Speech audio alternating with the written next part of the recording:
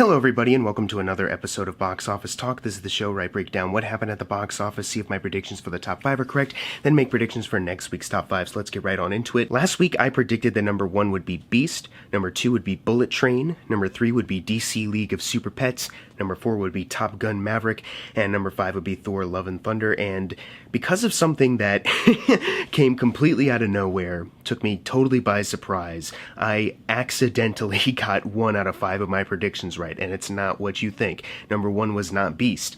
It was Dragon Ball Superhero, a movie that I finally saw the trailer for, like before some other movie I was seeing called Inuo. Yeah, totally took me by surprise. I did not know a Dragon Ball movie was coming out. I didn't know it was going to be opening this wide. I didn't know it was going to, totally stomp on Beast. I didn't know how many other people knew about it, but apparently a lot of the diehard fans knew and came out in droves. It opened to $20 million this weekend, and even though we don't have an exact budget right now, worldwide it is also added up to $32 million, which is pretty damn good. All things considered, I don't know the specifics as far as like how good it's doing, how good it is compared to other anime films or other Dragon Ball films. Dragon Ball and anime isn't really my biggest strong suit, you know what I mean? But, this has got to be good news for the people out there who are making anime, for the distributors out there who see this as maybe like a good sign, This is surely probably going to be here next weekend for sure, like seeing how much it made here, beating out the new Idris Elba movie at number 2.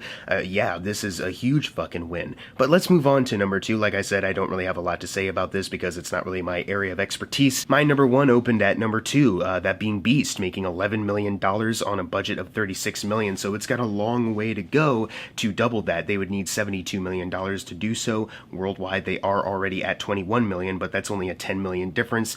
Hopefully in the next coming weeks, it'll be able to have some staying power, because I know I haven't reviewed it yet. I know I haven't reviewed a lot of things. I'm sorry, I don't know what's wrong with me. But the movie's actually pretty damn fun, all things considered. Like, way more fun than you would think just because of the filmmaking alone. This director, Baltasar Kormakur, did a pretty damn good job. So I'm hoping maybe word of mouth will, remain as we exit out of August very slowly and enter September. The thing, though, comparing this to other Baltasar Kormakur movie openings, it's $4 million over the opening of Everest, but that movie opened with like $7 million, and it's about on par with Adrift. The only difference is like a couple $100,000.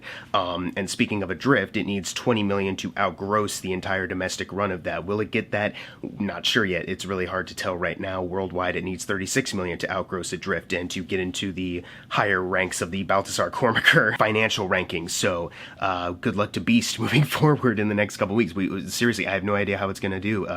So let's keep on trucking with number 3. We have Bullet Train making $8 million, adding to a domestic total of $68 million. It already outgrossed Atomic Blonde, so I don't really have more David Leitch stuff to compare it to because it's never going to get to Deadpool or Hobbs and Shaw. So we're just going to look at Brad Pitt's entire filmography right now as far as like where it's at. It is $2 million away from outgrossing The Big Short as far as the other Brad Pitt rankings go. And worldwide, the movie is sitting at $149 million. It needs $8 million more to outgross Happy Feet 2. That is a movie that has Brad Pitt in it. So yeah, slowly making it up there in the Brad Pitt financial rankings at least, as it slowly also gets to a doubling point for its $90 million budget. At this point, it needs $31 million to do so, and I think, gradually it's been getting up there. I think it for sure will get to that point. Number 4, we have Top Gun Maverick, still fucking winning, making $5.8 million, adding to a domestic total of $683 million. That makes it $5 million over the entire domestic run of Avengers Infinity War. It is now the 6th highest grossing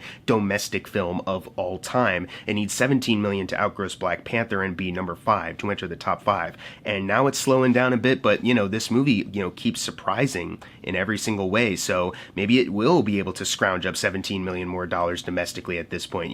Who's to fucking say? I think it is about to. It's either about to or it has already entered the digital rental services. It's not going to be on Blu-ray for a couple months, but it's already able to rent, so I'm not sure if that'll affect it in any way moving forward. I'm sure it will, but it is at the end of the day marketed and sold as a theater experience, so whether it does get 17 million or not, though, domestically doesn't matter because it's already a fucking champ. Worldwide, it's sitting at $1,403 million. It needs 42 million to outgross Frozen 2's entire worldwide run to get to the number 11 spot, but it did also recently outgross Age of Ultron by $8 million to get to number 12. So once again, still fucking winning. A movie that isn't winning is number 5, DC League of Super Pets, making 5.7 million, adding to a domestic total of 67 million. It did just outgross the Lego Ninjago movie by $8 million, and now it needs a 5 million to outgross Stork. So good on this movie for getting slightly more money than other Warner Animation movies that haven't really been the biggest successes in the world. Worldwide, it's kind of the same story. It just got to $130 million. It still needs 50 million to double that $90 million budget, but at least it outgrossed the Lego Ninjago by the same amount that it just did domestically, 8 million, but it needs 53 million to outgross Storks and once again advance on the Warner Animation chart. So still not looking good for this thing. So, you know, great contrast between this and then like Top Gun Maverick. I'm glad that these two kind of switched places. Oh man, it's so fucking funny. Sorry, Dwayne Johnson. Number 6, we have Thor Love and Thunder making 4 million, adding to a domestic total of 332 million. It needs $1 million more to outgross Guardians of the Galaxy, and worldwide, you know, now that it's sitting at 737 million, it needs 33 million more to outgross Guardians of the Galaxy. So obviously it will get there. You know, I present this as like it's some kind of hurdle or something. It's having a hard time getting past Guardians, but it's going to do so. You know what I mean? It's bound to happen, at least domestically. Worldwide, I mean, unless it drops off, you know, drastically, then maybe, but I think, you know, it's even going to do that. Number 7, we have Nope, making $3.55 million, adding to a domestic total of 113 million. Worldwide, it's sitting at 133 million, so it only needs $3 million more to double that $68 million budget, which is, you know, fantastic. You know, a lot of this, I think what's so incredible is a lot of this is domestic being pushed into it, because a lot of the times when movies make money, a lot of reliance is on overseas, worldwide territories, but the fact that, you know, the worldwide total, most of that is the domestics, 113, you know, that's pretty damn good. And still needs $62 million to outgross Get Out and Us domestically, and worldwide 119 million for Get Out and 123 million for Us. But, you know, the fact that they are about to cross over that doubling point for their budget, and they had such a great run here in the US and also starting to get out there worldwide, I mean, that's already enough of a celebration. Number 8, we have Minions The Rise of Gru, making 3.52 million, adding to a domestic total of $350 million. It needs 18 million to outgross Despicable Me 2 and Secret Life of Pets, which is the highest grossing movies in the Illumination chart.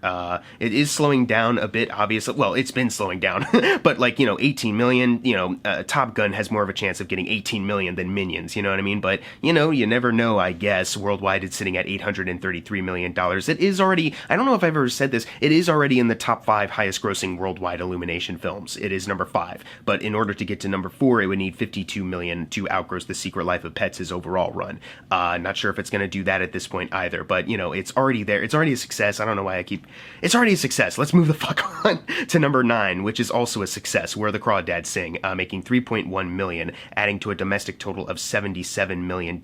Worldwide, it's 3 million shy of 100 million, sitting at 97 million. But also that puts it 1 million over the $96 million mark, so it has quadrupled its $24 million budget. So I have nothing else to say on this. Yep, it is a success.